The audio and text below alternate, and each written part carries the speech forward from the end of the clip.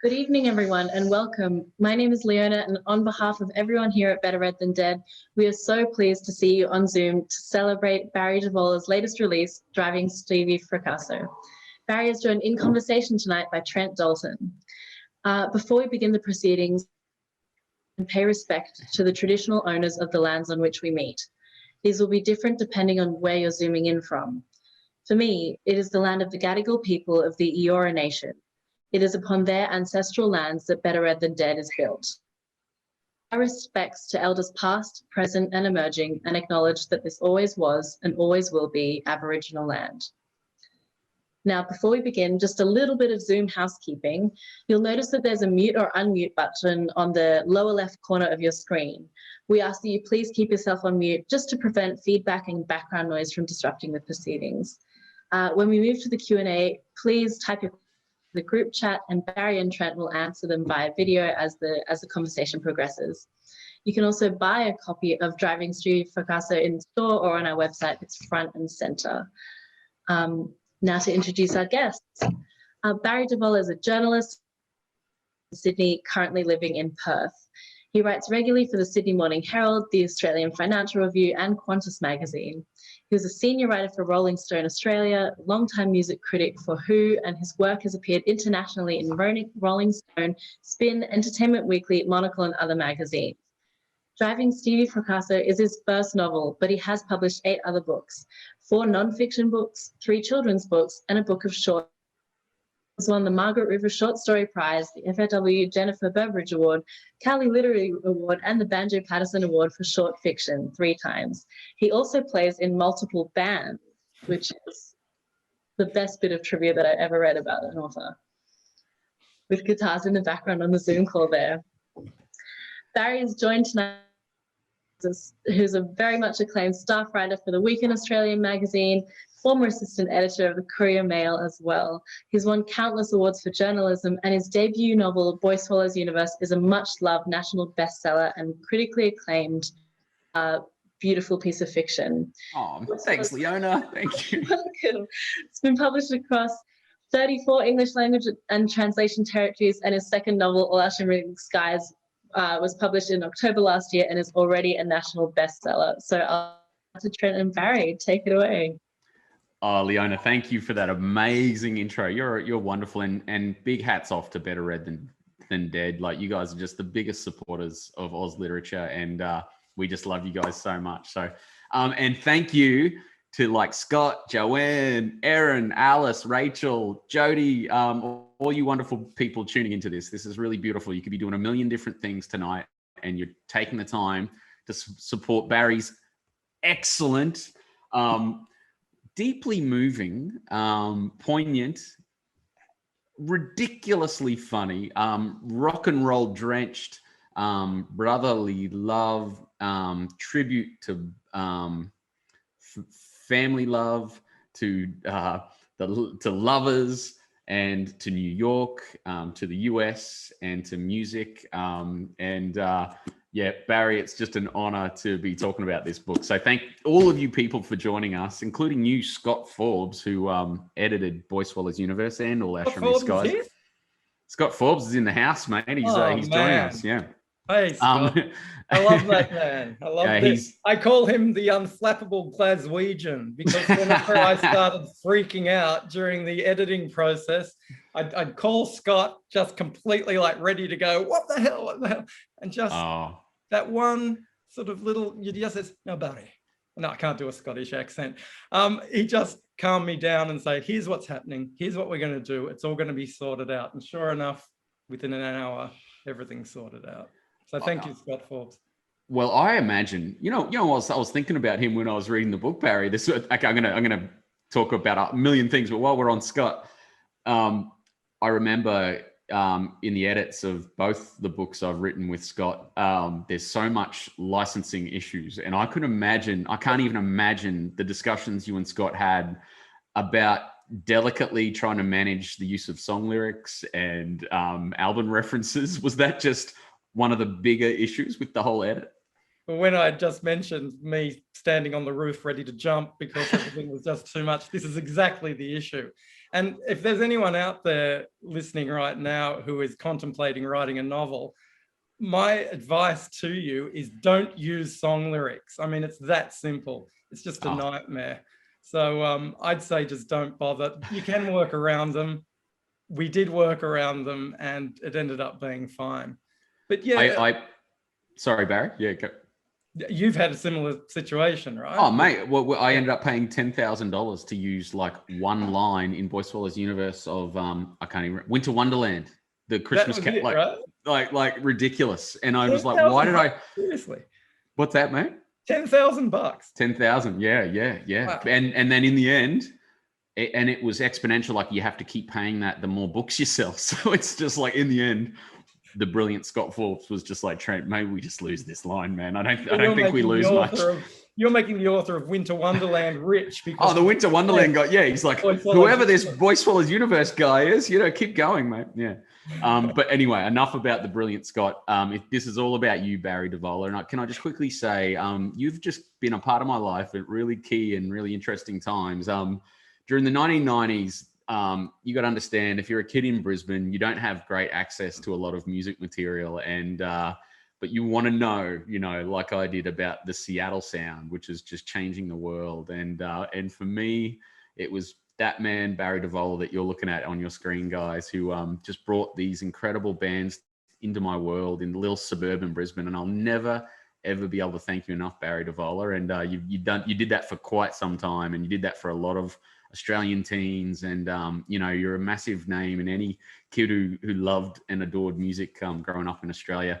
Then I become a dad, and I swear to God, both of my kids, they're now 14 and 12, were raised on the iconic M is for Metal, which is just the greatest piece of children's literature.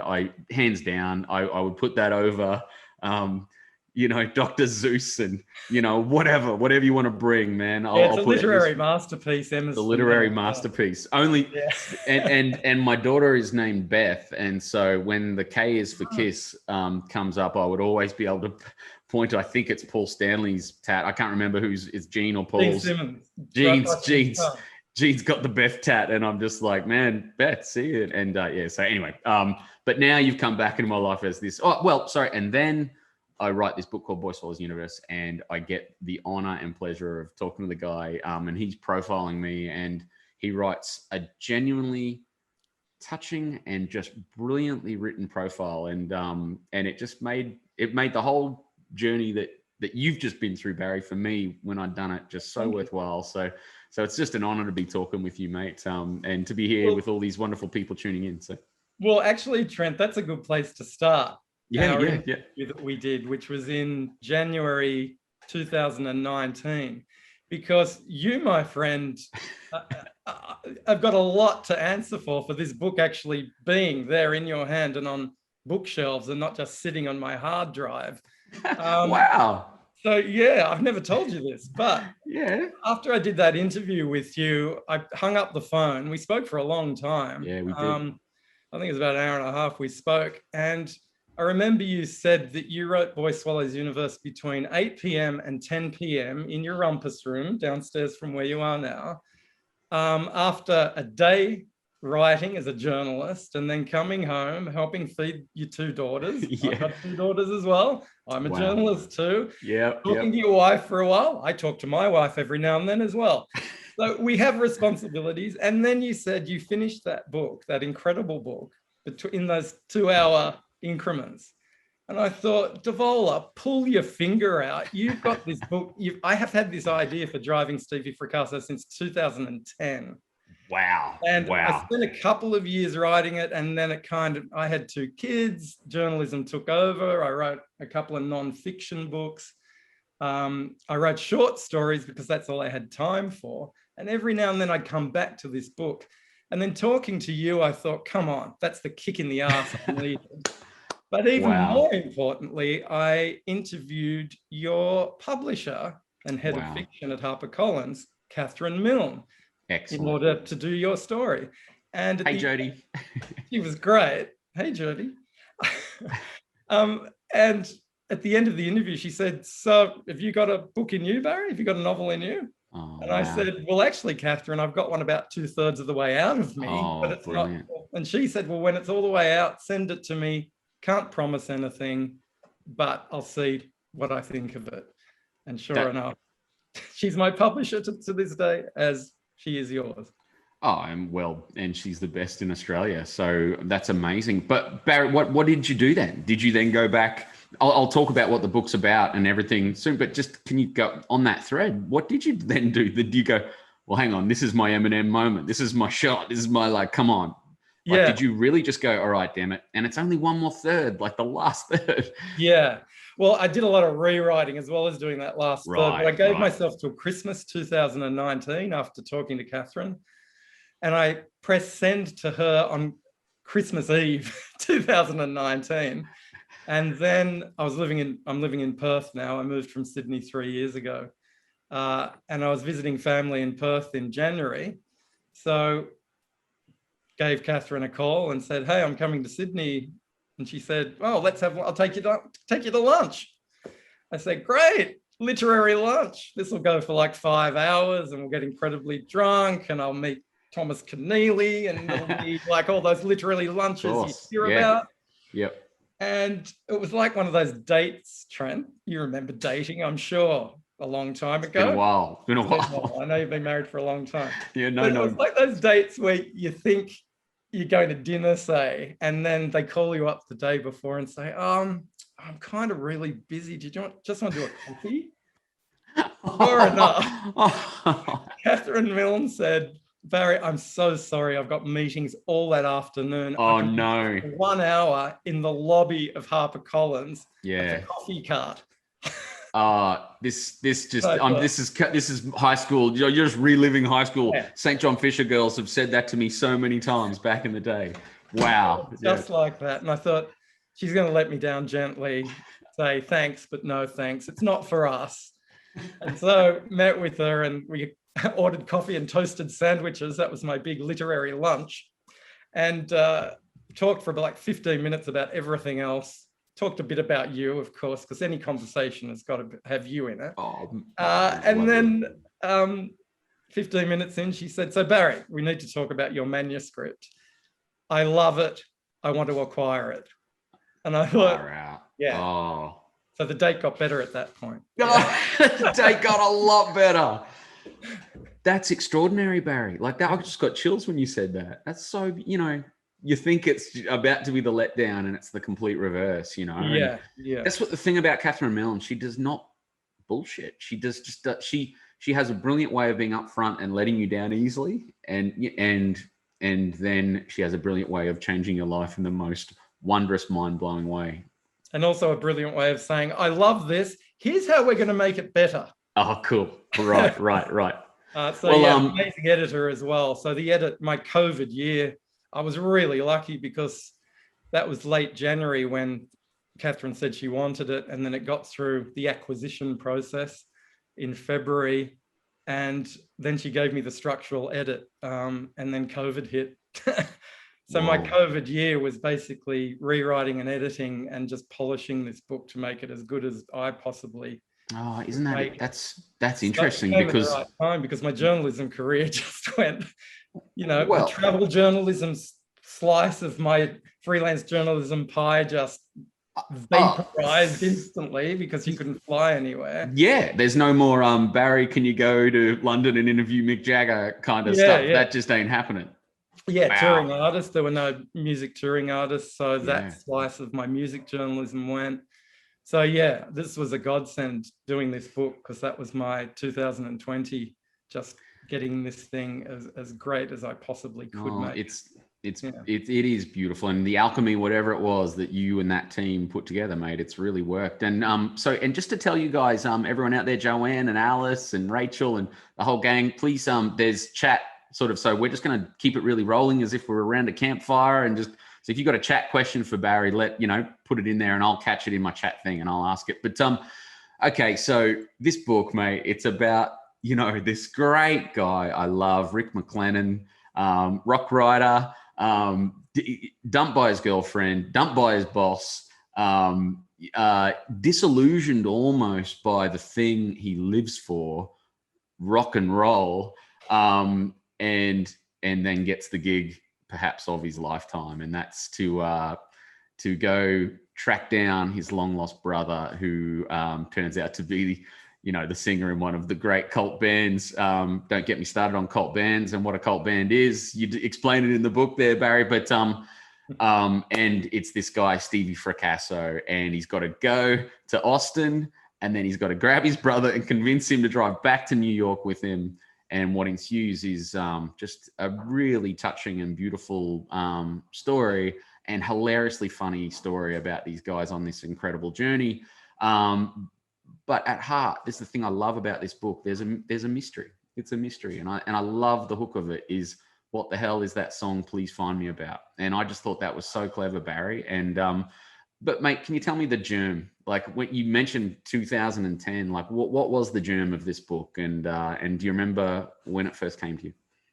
Yeah, well, it came to me in 2010, but a lot of the seeds of it came a long time before then. And I guess there's probably 4 different things. The first one is New York, which is my favorite city, one of my favorite things, really, not just city. And I go there every year since about 1991. I've been there almost every year. Right. And visited, apart from last year and this year, and possibly next year. Who knows when COVID's going to lift. And I just adore it, out of all proportion, as Woody Allen says in Manhattan. It's inexhaustible. I write about it all the time. I do lots of travel stories there. I interview bands and people, and I write stories about stores and neighborhoods and restaurants. And I just find that it's just the gift that keeps on giving for me. It's sort of part of me at this point. So I knew I wanted to write about New York. And on my 2001 trip, I landed 10 days after 9/11. So I spent so much time hanging in Union Square in downtown New York, which had kind of become the de facto meeting place for New Yorkers to figure out what's happened, what's going to happen, how do we process this? And it really affected me just seeing what was going on down there. I saw horrible arguments about, we should bomb them out of existence, and then other people linking arms and singing "Give Peace a Chance," and kids writing heartbreaking messages on these big sheets of butcher paper, and Buddhists chanting with incense burning. And yeah, there's all this stuff going on. And I thought, one day I want to do something with this. I don't know what, but one day I'll do something with it. So I knew I wanted to write about New York, and I knew I wanted to include 9/11. So that was the first thing. Second thing, as you've already alluded to, Mr. Dalton, is music, which has been such a big part of my life since I was a kid.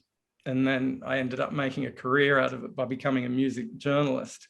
So I knew I wanted to have this soundtrack that I wrote to. So a lot of the music that I love, especially from the 80s and 90s in the US, ended up providing the soundtrack, not just for the atmosphere and the beats of the story, but they ended up entering the story. There's a few songs that actually drive the plot. And, there are particular artists like The Replacements that I know you love, Trent. Paul Westerberg was a bit of a patron saint for me. So yeah, music was the second thing. The third thing would probably be the brother element. As you've already said, there's 2 brothers, Stevie and Rick. And I really wanted to get to the heart of a brother relationship, and 2 brothers that haven't seen each other in almost 30 years since they were kids. What happened? What happened in this family that blew it apart so badly? So that was the third thing.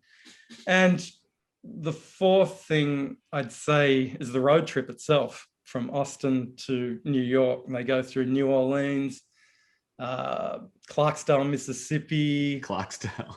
Yeah, where I've been. It's just so great. It's like the bayou, basically. Yeah. Memphis, Nashville, Knoxville, Philadelphia, New York. And they're all places I've been to, and I wanted to write about them. And I've taken lots of US road trips. I've driven Highway 61. I've driven Highway 1 up the West Coast. I've driven from LA to Memphis. And all these trips, I just love that sense of freedom you get in the US driving the highways. and creating your own journey, creating your story, who you talk to, what bar you go into at night, all that kind of thing. And of course, I've written a lot of short fiction, but this is my first novel. I also needed signposts. So I thought, what better way to have signposts than actually have a road trip? So I know, okay, I need to be in New Orleans by chapter blah, be in Memphis by this point. I need to be in Philadelphia by just before the end. And it just helped me write the thing. So it helped in that way as well. That's a perfect narrative structure. Yeah. Heroes. It's a great narrative. Oh, exactly. And these boys better have their stuff sorted by the end, you know, and you're hoping they will. And what about the way you write about that road trip and the things you see? I couldn't help but think, far out, did Barry Divola take notes on every time he went to the States? I mean, writing's a fascinating thing where you have this genie in the bottle, whether you even say it to someone, you know, were you actually genuinely writing things down, like you are so specific as far as the eating spots or the night spots and the places you really, I was like, man, he does know this world. I don't know if you can see behind. Oh yeah, you can. Up there where I'm, over there.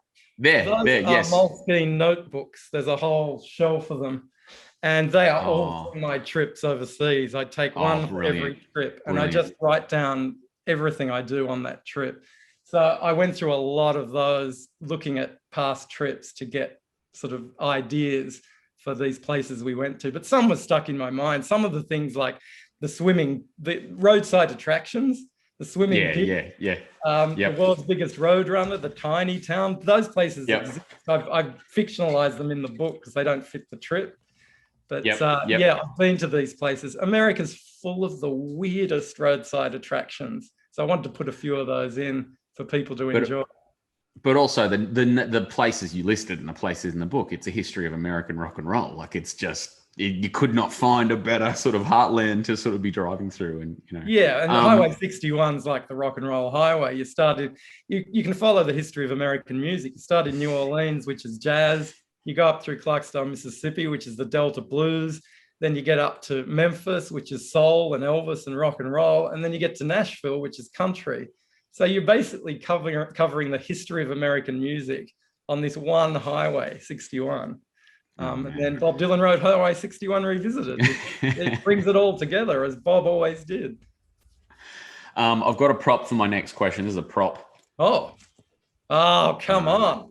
Yeah, well, because it was one of the most beautiful chapters in the book where young Rick, you know, he's got this beautiful older brother, Stevie. And, you know, I mean, man, it just speaks to me so much. I've got 3 older brothers, but I owe everything to them as far as my music listening. And I was surprised to find that you're the older brother in your dynamic. But I want to just randomly all through our chat ask you about little seminal moments like that. That album I showed you, do you remember that? Who's your person that does that for you, who did that for Rick? Was there someone in your world that sparked this thing that you have, Barry, which is this utter, I'm sure that bookshelf behind you is like 50% rock novels and stuff, but you know, this passion made it, and it just is so the lifeblood of this book. And it's just, you know, as much as he gets angry with bands and Train, I love you writing about that song Drops of, that is hilarious. Like that song, I come out in hives also when I hear that song. And I remember that Trent was a terrible year for music when you look back on it. There were so many bad bands. No, it was amazing that all that Sugar Ray and all that. It was terrible, wasn't it? It was awful. And so I gave that anger that you're expressing there to Rick, because I thought, let's make him, because he's at this point in the book, in the early part of the book, as you said, he's lost his girlfriend, he's lost his apartment, he's lost his job. He's hit rock bottom, and he's jaded. He's jaded with music. He's jaded with his life. He has no idea what his future holds for him. And the worst thing, he's jaded with New York. And when you're jaded with New York, you're jaded with life. Yeah. And so he's that classic, he's at the bottom at the start of the book, and he's got to try and find a way out of it. And the way he finds his way out of it is writing this story, this book, about his brother, but he's got to reconnect with his brother who he hasn't seen in 30 years. But getting back to your question that you asked about music, by the way, this is really bizarre, and I haven't put this here deliberately, but now you've brought up Revolver. My copy of Revolver's up there somewhere, and it's signed by George Martin, the producer of the Beatles. Stop! I never, hardly ever take photos of myself with anyone I interview. But years ago, George Martin's dead now, but years ago, you can tell how long ago it is because of how young I look. That's me and George Martin. Oh, Barry. And I know he looks like sort of my dad or something, but that man's a musical genius who's responsible for all those great Beatles records. Oh, Barry. I've been going through old photos, and that happened to come up. So, mate. I mean, I could do like a 4-hour chat with you just on chats you've had with people like that. And I know you have, and it's just. But quickly, what does that do? A meeting like that do to inspire a book like this? I know that doesn't directly have something to do with this, but it can't help but not. You know what I mean? And you were. The way you write about Revolver, for example, in here, and the way that Rick feels it, and then he later talks about Let It Be, and there's that amazing day where the Beatles break up, and he's just like, how could this be that on the radio? I think he's in Australia by then, and he's just getting all his news from this rock DJ, and he's hearing the worst news in the world and the best news that his favorite band has gone number one, but on the back end of that, they're about to break up. But sorry, I'm going up, but that it fuels it, right? All of that love, right? It's just so through this book. And did you sort of really just go, yeah, man, write what you know, write what you're passionate about, put your heart and soul in it, and it really has shone through, Barry? Yeah, it was kind of a double-edged thing, because you're right, write what you know, and I do know music, but I was really cautious about not making it about me, though. So people, Rick's a music journalist. I'm best known as a music journalist in my journalism, but he's really not like me at all. His family life is shocking. His parents it's a nightmare. My parents were together till they died. And had a I'm sorry. See, that's the problem with the book. I'm so guilty of them going, oh shit, Barry. You assumed I had a terrible. So no, I mean, it's really nice to hear. Yeah, that's good. No, there wasn't a telephone in a secret room in my house. Really. Thank you for laughing. Yeah. So everyone's read Boy Solo's Universe. No one's read Driving Stevie Fracasso yet. But yeah, I wanted to create these characters because I was really conscious of not making it about me. But you're right, I wanted to make it about my world, and my world is music to a large extent. So things like the Beatles breaking up and the conspiracy theories about Paul being dead, all this stuff sort of fed into it. And I thought, I'll give that to Rick, I'll give that to Stevie, I'll give this to the older music journalist Elliot Toastman, who's like the Obi-Wan Kenobi or the Yoda of the book. And I'll give him the interview with Lou Reed, and I actually did interview Lou Reed, and it was the most horrible 15 minutes of my life. I knew you would have a Lou Reed story. Yeah. Just one of my favorite. I love the Velvet Underground, but he was just not a nice person at all. Made everyone's life hell. So I wanted to give these little things to people, but at the same time, I wanted to create these 3-dimensional fictional characters. Yeah. So yes, write what you know, as in put in the stuff that you know around it, but populate it with characters that are fictional, that sound real. That was the aim of the book. At the heart of it is this beautiful brotherly relationship. Tell us about your bro and how I was genuinely surprised, like I said before, that you are actually the older brother, because you write so brilliantly about being a younger brother and having a kind of God figure for an older brother, as is often the case, who's throwing you, just opening your eyes to this stuff. Yeah. But I imagine you're that guy for your bro. I have a younger brother, and he's a boat builder. So he's not a former rock star or anything. And our relationship's nothing like, he lives in Sydney, I live in Perth, so I haven't seen him for a year and a half. But we've spoken in the last 30 years, as far as I recall.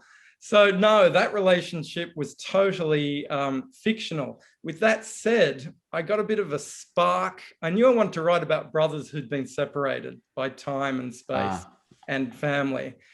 But a bit of an inspiration came a little later on, after I'd come up with the two characters, for Rolling Stone, where I used to be a journalist, I interviewed two sets of brothers for two different stories. One was Jeremy Oxley of the Sunny Boys and his brother Peter, and one was Rocky Erickson of the 13th Floor Elevators and his brother Sumner. And both Jeremy and Rocky had severe mental health issues that derailed their careers and derailed their lives pretty much.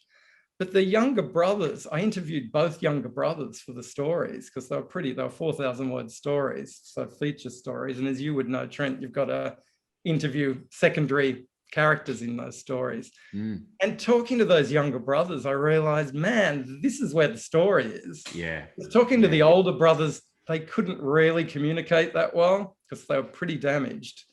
But the younger brothers had the story about how bad it got and how they just stuck by them, and the love, that sibling love, just followed through. I'm telling you nothing new about sibling love. Bad times, Trent Dalton. But talking to them really gave me that sort of spark, thinking, okay, here's where I can take this thing. That's wonderful. Wow. And now, you know, Rocky is dead now, but his career got a revival. He managed to pull himself together. Jeremy Oxley, same deal. The Sunny Boys are playing to this day with Pete up there beside him on bass. So even though this story is not their story at all, because it's not about two musicians either, it's about a music journalist and a musician. And they gave me a little bit of a spark, if you like, that helped kick the story along, that electricity that you talked about coming through your fingers. Go through the fingertips. Yeah. Well, it feels it, mate. Yeah. The Stevie, I love Stevie. I love him. But it's so interesting what you were talking about the periphery people in a story, and you make great tribute to that amazing Frank Sinatra piece. Is it? Forgive me if I'm pronouncing it. Gay Talese. And it's just, I've read that piece and it is incredible. And but you are so right, and Stevie's so right, where they hop in the car. I won't sort of give away too many spoilers about what happens on that journey, but they hop in the car, and the first thing, you know, the bro's just like, I've got to get my job done. I've got to get you on tape. I've got to get this interview. We've got to do this Q&A. And Stevie has the wisdom of life behind him and just sort of says, mate, you know, don't you know that the story is us going to the swimming pig and you know, just let it breathe. And, you know, when did you even learn that, Barry? Like even as a writer yourself, like, you know, and I loved your pieces for many years, and you and as you've gotten older, I do think you've gone away from the, you know, quote, little bit of description, quote, you know what I mean? I think it's so cool to see that, you know, that journey. But I love it. What I love in this is your thoughts on the art of writing a profile. I hadn't sort of expected that in the book, and I thought, you know, I've done a few, and it's like, it was so cool that you're sort of paying tribute to that. And to that story, I mean, that story is such a classic. It's called Frank Sinatra Has a Cold, for people that want to look it up, by Gay Talese. And it's, a lot of people say it's the best profile ever written. And he got absolutely zero time with Frank Sinatra to write the story. He did not say one word to Frank Sinatra. He just spoke to everyone around Sinatra, everyone from his lackeys to his family to his bodyguard, everyone around him, and just managed to create this incredible portrait of the man without even saying hello to him.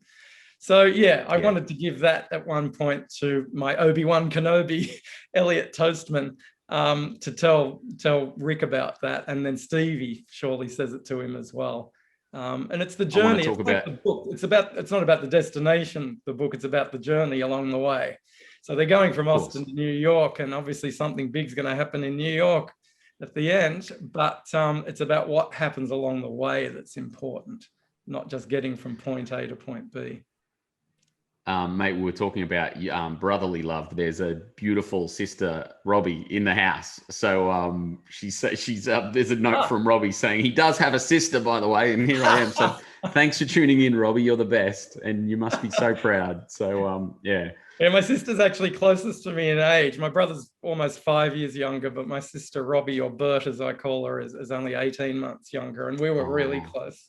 Oh, beautiful. As kids. She taught me how to dance, actually. Oh. I'm not going to dance now, you'll be pleased to know. But when I was trying to crack on to girls, she said, you're going to have to learn to dance if you want to meet girls. And to this day, I can still do the bus stop and the hustle and time warp and all that stuff because she taught me. On you, Robbie. That's pretty cool. That's a pretty great sister. So is there was there an Elliot Toastman in your world, Barry? You know, in the world of rock writing, you know, was there a Lester Bangs figure that sort of, you know, you could call at midnight and go, I'm just struggling to write this Kiss piece, or, you know, was there someone like that for you? There were various ones, I guess. I mean, Lester Bangs was one. He was a classic music writer. I've got to say, the name Elliot Toastman I have borrowed with permission from a very good friend of mine who lives in Colorado. It was his musical pseudonym, Elliot Toastman. And I just love that name. Great. And I said, can I use it? And he said, yeah. I also stole the line, he walked like a drunk muskox. That's stolen from one of his songs. So I credit that to him here. Credit, yeah. But yeah, I mean, I just read and read and read as a kid a lot of music journalism. I inherited a whole lot of old Rolling Stone magazines from the early 70s, from an older kind of dangerous biker dude who for some reason befriended me. And he said he was moving out of his house and moving away. And he said, do you want these magazines? And they were like, honestly, Trent, they were the ones that had Fear and Loathing in Las Vegas. Oh, wow. Yeah, right. And so reading those just blew my little head off. But don't you just love the 70s or something, I assume, or something like that? But like that, where parents just let a kid just like, off you go, hang out with the biker guy, and you know, go Barry, young little Barry going off. Just be back for dinner. You just gotta love that back in this. Be back for yeah. It'll be fun. Yeah. But I mean, that's amazing. Music journalism was my way in, I suppose. So I've got a lot to thank music journalism for, because it sort of opened up a lot of doors. Meeting people, traveling, and now, you know, even though this book isn't, I've got to emphasize here, you've kindly sort of brought it up, Trent, but there's this big emotional story at the heart of Driving Stevie Fracasso. And yes, it does have a big music element, and there is a lot about New York and what New York means, and what it meant before 9/11 and what it meant after 9/11. And there's a lot of road trip on there, and there's a lot of fun, and there's fights, and there's all bars and all that kind of thing. But at the heart, it is this emotional story about this guy that's at rock bottom, trying to win back the girl, trying to reconnect with the brother, and ultimately trying to put together the pieces of this blown apart jigsaw puzzle of his past and his family. And that's what we're trying to figure out, and what I was trying to figure out as I was writing it. What went wrong back then? How are they going to try it and make it right? And how's it going to look like? What's it going to look like at the end? Are they going to manage to patch together something that looks like a family again, even though the family's so blown apart? You're so right, and I'm so glad you said that. It's sort of, that's the great thing. The book sort of is so fun and so funny, like hilarious. You know, at times your lines are really cool and clever. But yeah, I love that you went deep at the exact right times, you know, and didn't hold back from, you know, the things Rick goes through just to separate from his brother are traumatic. That's tough. Like he's pissed off. He's like, far out, you know. I would have loved to have spent more time with you. But can you tell me about the back end of the piece without sort of giving too much away, and how you try to delicately balance it without being over egging it? You're not too cheesy. And you talk about the biggest thing to happen in you know, modern history with such sort of a new way through that. I thought I hadn't seen it done that way. I thought the back end is so clever. Some of your writing techniques and the use of reviews and the use of Wikipedia entries to tell stories, and you're working with time. You're working with time and healing through time and really powerful things from the course of a book that really does chart, you know, the bloody 70s to, you know, right to present times, you know. So yeah, sorry, there's about 3 questions in that, but what about that sort of back end of the book when you had you're writing about the most serious thing that, you know, of modern history, being 9/11, and then another serious thing being relationships and human relationships. And how do you tread that fine line of still being true to Rick and Stevie? Yeah. I have a lot to thank Catherine Milne for, because she helped me. There was that emotional stuff was there all at the end in what I gave her, but she helped me understand that I needed to set that up earlier on. I needed something in their past. I needed to show what she called a big brotherly musical moment from the past. Oh, cool. It wasn't there, and she wanted that. So that's why I took them back to New York to have this big, beautiful moment together that meant so much to Rick, that we realized, right, that's why this means so much to him here at the end, because of everything he's gone through and everything that he feels he's missed out on and he's been separated from. But I'm so glad you've mentioned the Wikipedia entries and the record reviews. Yeah. I really wanted to throw those. There's 3 Wikipedia entries, one for Stevie, one for Elliot, and one for Rick. And I thought they were just really good ways to get across information, because I love Wikipedia entries, because sometimes mine's inaccurate. You know, it's completely inaccurate. You know, and there's things missing from it, and there's things that just aren't true, and you know, it's also selective. It's very selective. Yes. This is the important thing. So I wanted to put selective Wikipedia entries in there at various points to show we know more about the character than the Wikipedia entries do. Yeah. And then the one at the end, without giving too much away, as you say, I really wanted to have an ending that wasn't tied up in a bow, but gave us some closure. And I thought the perfect way to do that is a Wikipedia entry after the fact, like a few years after the fact, to tie everything up. And that way I thought I can do it that way. The review by Elliot Toastman about the band is called Driven to Distraction, for people that haven't read the book yet. Love that name. I just think it's the greatest name for a sort of underground punk kind of band. It's just so, and Future Tense is just amazing. Like, Future Tense is the greatest album title. That's the name of the album. Yeah. Get the Gibson SG out, Trent. I'm pulling it out, man. I'm playing some. I'm going to play some Driven to Distraction. Yeah. So I really had great fun, as you can imagine, being a music nerd, sort of creating in my mind this fake album, this fictional album. So I thought about the artwork, I thought about the title, then I started thinking about track names. So I wrote 12 track names. I had a long list of 100 and I got it down to 12.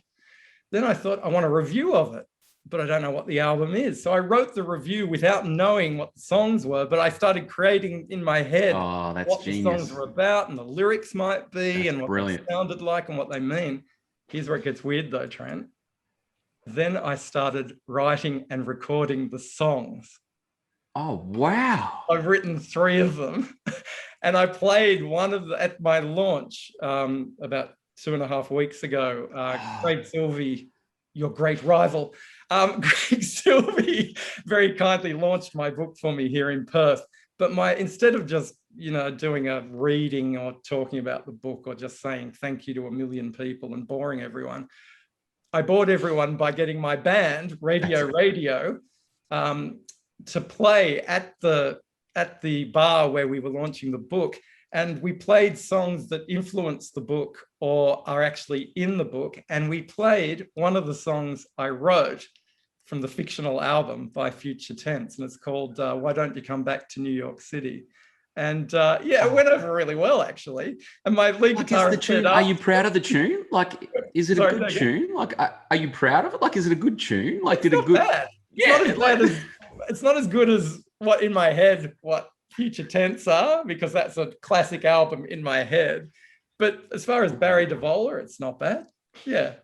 And my lead guitarist said afterwards, we're having a beer after we were playing, he went, man, that original went down really well, Baz. Maybe we should do more of those. No, dude. No, you've got to do the album. You've got to go all the way. Yeah. So it was great to create that whole thing in my head and writing as a record review, pretending it was a real record and real people that I was writing about was really fun. Writing in the voice of Elliot Toastman and thinking, how would he write? And I thought, oh, okay, he'll be a bit of Paul Williams, he'll be a bit of Lester Bangs. And I just chose different people that I thought he might sound like and wrote the review like that. So that's why that one was really fun. Yeah.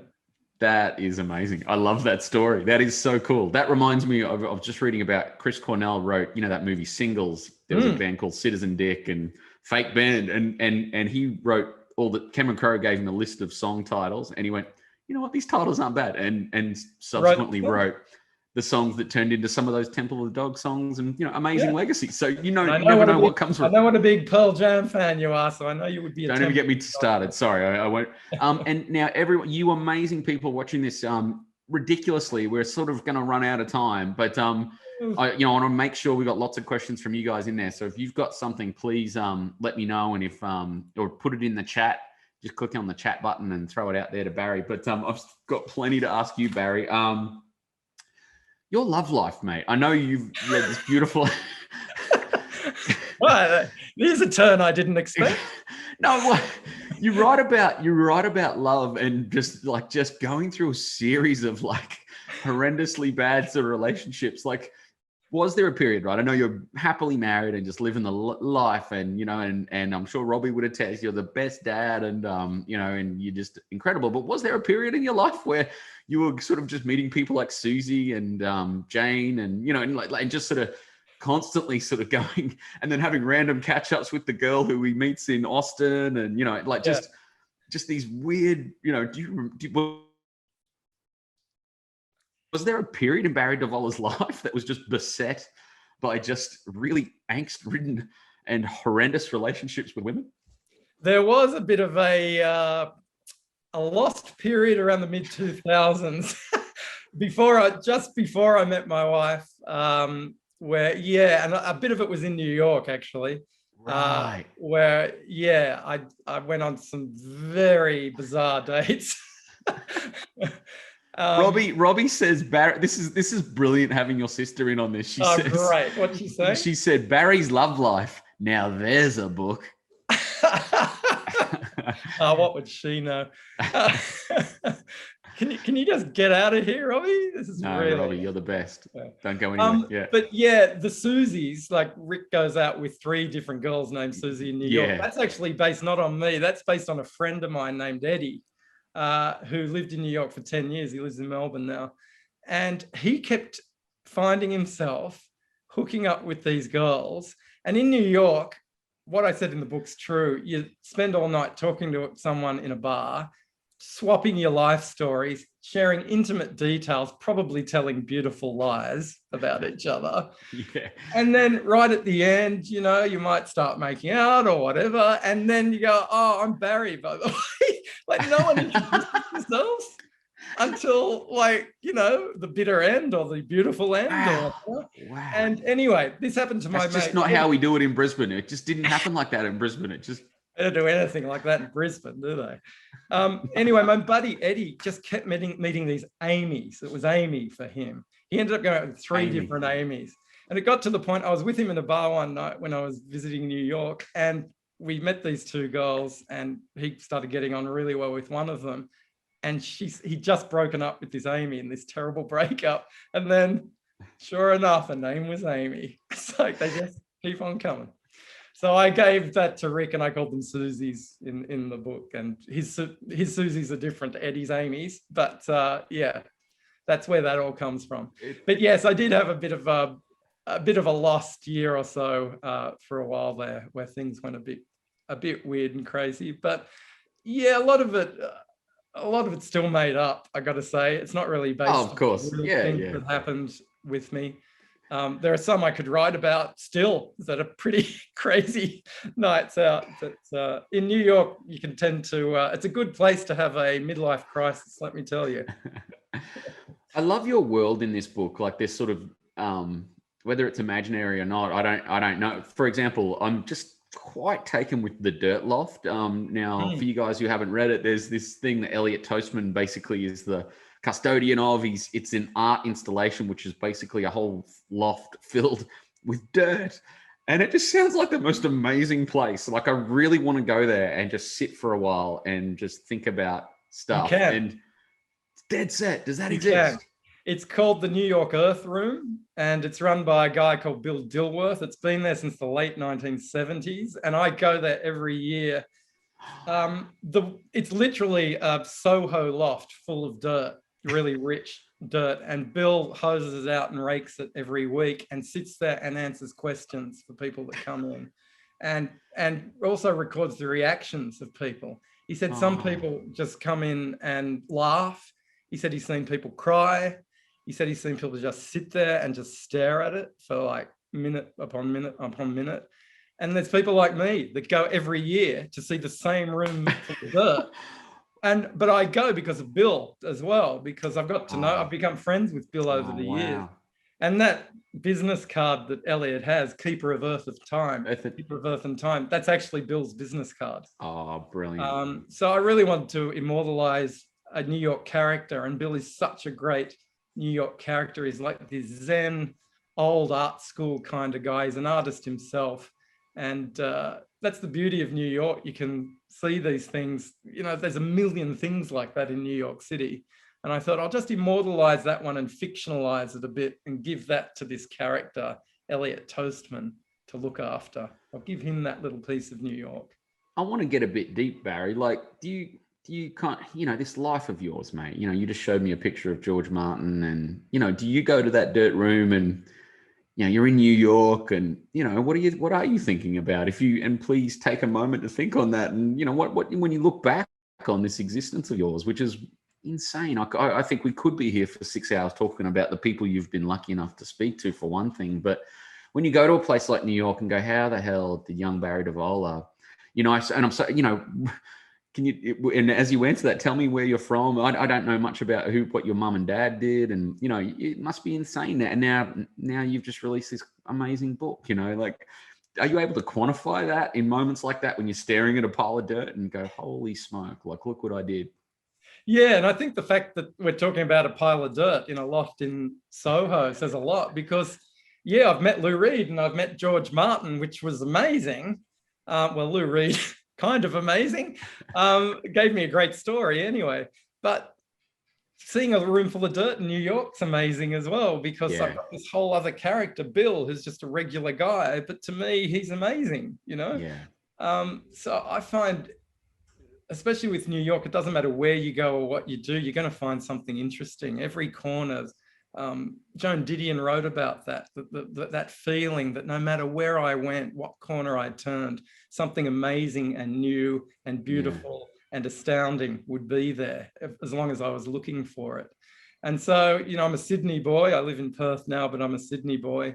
My great uncle, my father's father's brother, he moved from Italy to New York in the early 1900s. And so I do have a little association there. The first time I went to New York, I stayed with him. He was in his 90s and he was living with his 85-year-old Irish girlfriend at the time. Wow. He used to run a deli on Bleecker Street. And every year I go, I take a photo of myself in the doorway of his apartment. He died, you know, 30 years ago now. And that's my little piece of New York there at 359 Bleecker Street. And I'd always go to a restaurant there in the shop front and have dinner there by myself and raise a toast to his memory. And the bartender there, bless him, remembered me every year. And he'd toast him with me. So yeah, that's my little sort of, that seed of New York was sown back then, that very first trip when I was a young idiot and I went with my cousin.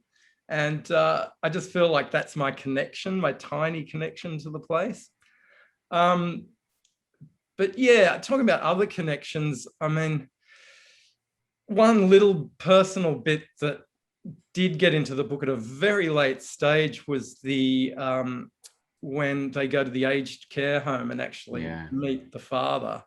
And when Stevie sings Autumn Leaves to his dad, who's got dementia, that actually, I did that with my mum last year. Oh, Barry. He died last year. So that scene was kind of different before. And then as I went through what I went through with my mum, because she was in Sydney, I was in Perth, so I could only speak to her on Skype. Oh, and mate. again, she couldn't really communicate. So I thought, what do I do? Do I just sit here and stare? And, do I talk even though she can't say anything? So I just picked up my acoustic there and started singing old Frank Sinatra songs and Nat King Cole's Autumn Leaves, because I knew she loved that song. So I thought, I'll give that to Stevie for that moment to make a connection with the past. And yeah, it just made that scene better because it was coming from my real life. Whereas I'd written it before as this combative thing. The father actually gets aggressive and they have a physical fight. It was a completely different scene. And because of that was happening in my life, I made that scene much gentler and much more emotional than it was before. And I think it's better than it was before. Oh, I wish my mom was still here. But yeah, that was a little bit of her in the book. I wish she could have read it. Well, she lives in the book, mate, and I just thank you for sharing that, Barry. That gave me chills, mate. That's, I'm just the biggest believer in putting all of our heart and soul into these things, It's like, why not, mate? It's like, what are we here on earth to do? You're not here to not talk about that, and I just think it's really beautiful, mate. And that's the heart of this book that I'm talking about. Yeah, at the start, you think you're coming into this thing about the great Barry Divola writing about rock, and it's not that, and it just surprises you with its emotion as the journey goes through.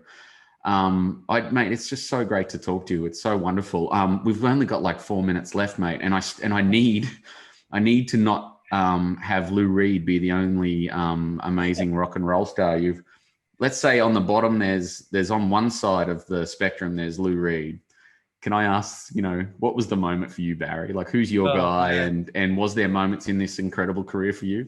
Yeah. There's been. I'm just strictly asking as a fan, just as a fan of your journalism, and there's been a lot of great ones. And Elvis Costello was my hero when I was like, in late 78. I heard the first 2 Elvis Costello albums in one weekend, and I instantly went from being a Super Tramp, Meat Loaf, Fleetwood Mac, Eagles guy to being an insufferably cool jerk, because he just opened the door to me to, punk and post-punk and new wave.